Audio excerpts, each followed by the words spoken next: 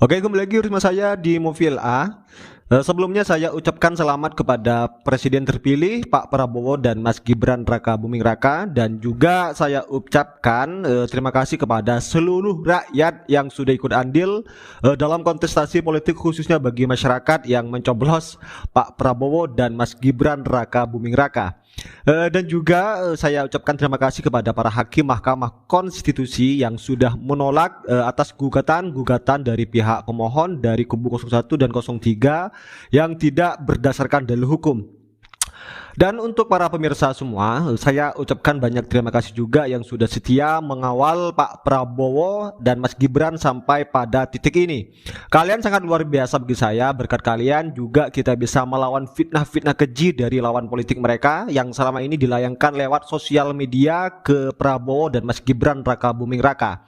Kali ini pemirsa ya, saya mencatat ada 4 fakta setelah keputusan Mahkamah Konstitusi pada sidang sengketa Pilpres 2024 kali ini. Nah, berbagai reaksi mengemuka setelah Mahkamah Konstitusi memutuskan dan menolak seluruh gugatan hasil pemilihan presiden 2024 pada Senin 22 April 2024. Nah, fakta yang pertama, Anies dan Muhaimin sebagai koalisi perubahan sudah selesai.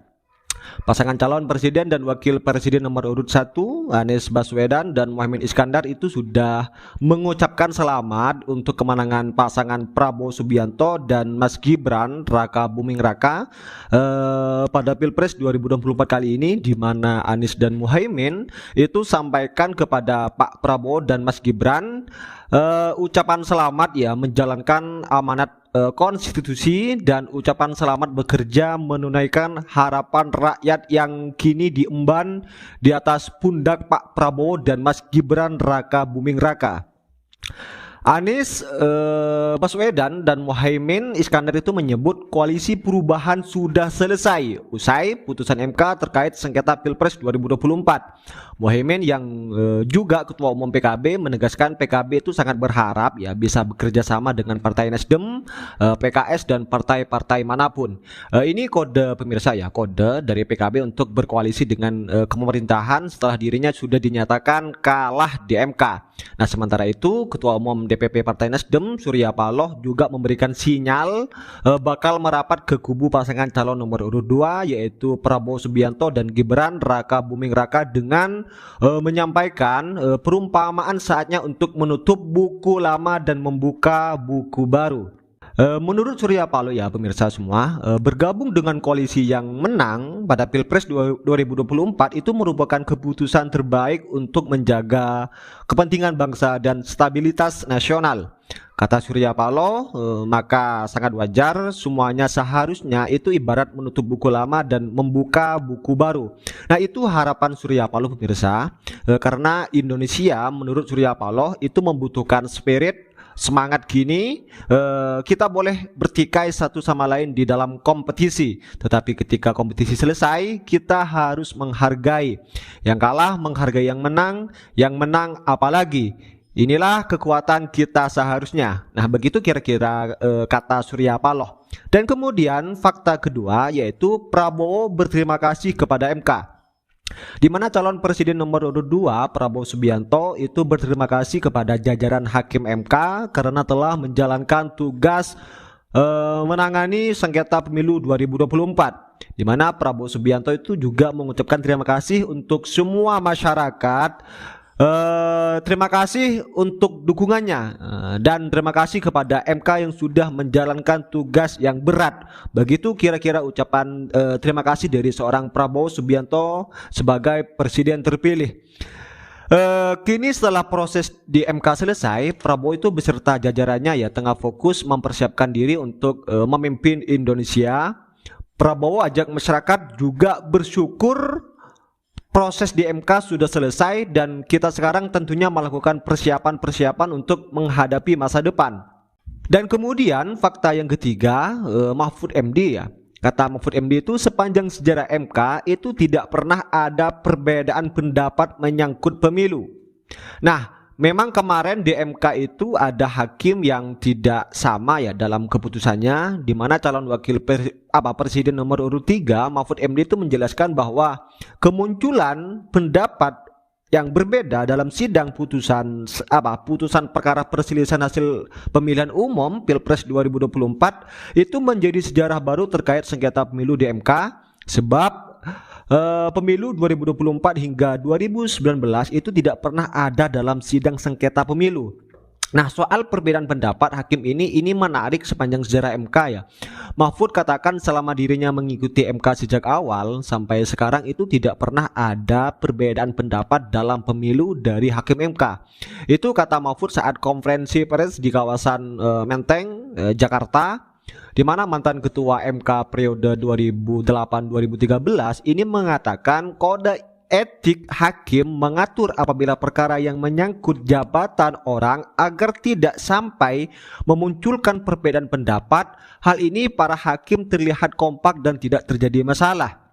Nah, kata Mahfud ya, kalau ada yang tidak setuju, sambungnya ya, itu harus dikompakkan terlebih dahulu.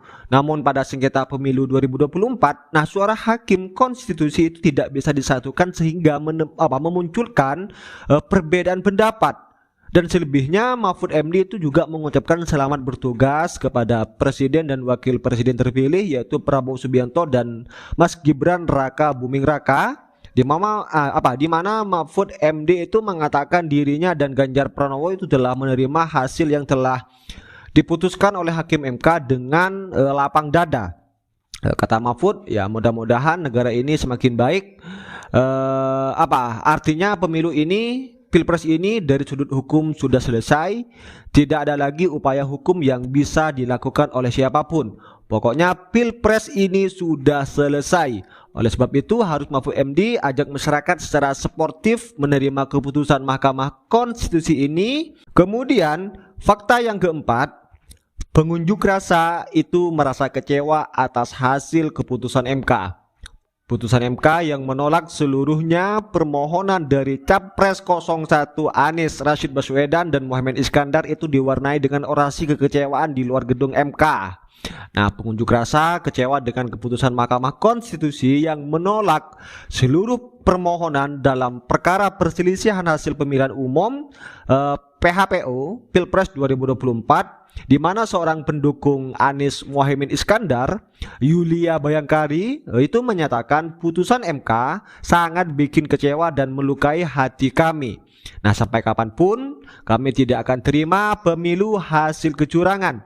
Begitu kira-kira kata perempuan dari Bandung tersebut, di mana pendemo lainnya juga Didin Karyadi Galib, yaitu dari komunitas pembela negara, mengaku juga kecewa atas keputusan MK.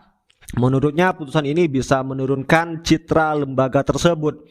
Ya, kalau nggak salah pada pukul 16.45 ya, tensi itu meningkat di kawasan patung Arjuna Wijaya beberapa ratus meter dari gedung MK kalau nggak salah. Nah, sejumlah pengunjuk rasa itu membakar beberapa kayu di tengah jalan sembari mengibarkan bendera merah putih. Nah, ini bagi saya sangat bikin lucu sekali dan bikin kesal ya pemirsa. Masa masyarakat yang 96 juta lebih yang lebih banyak daripada jumlah pendemo tersebut itu harus kehilangan harapannya untuk Prabowo sebagai presiden cuma karena ulah kalian yang turun ke jalan. Ya gak mungkin MK dong ya. Ya enggak lah, yang sebaliknya kalian istighfar saja. Sadar kalian kalah jauh dari Prabowo, bukan cuma sedikit, jauh pemirsa. Ya, bagi para pendemo diharapkan banyak istighfar dan juga banyak selawat atas keputusan MK ini biar tidak semakin mengkeruh, semakin tidak hatinya itu keras. Ya, seperti apa komentar kalian ya pemirsa semua terkait dengan 4 fakta tersebut? Tulis di kolom komentar dan juga jangan lupa tekan tombol subscribe-nya biar kalian juga tidak ketinggalan informasi-informasi terbaru dari channel ini. Dan salam demokrasi. Mari kita merokok terlebih dahulu.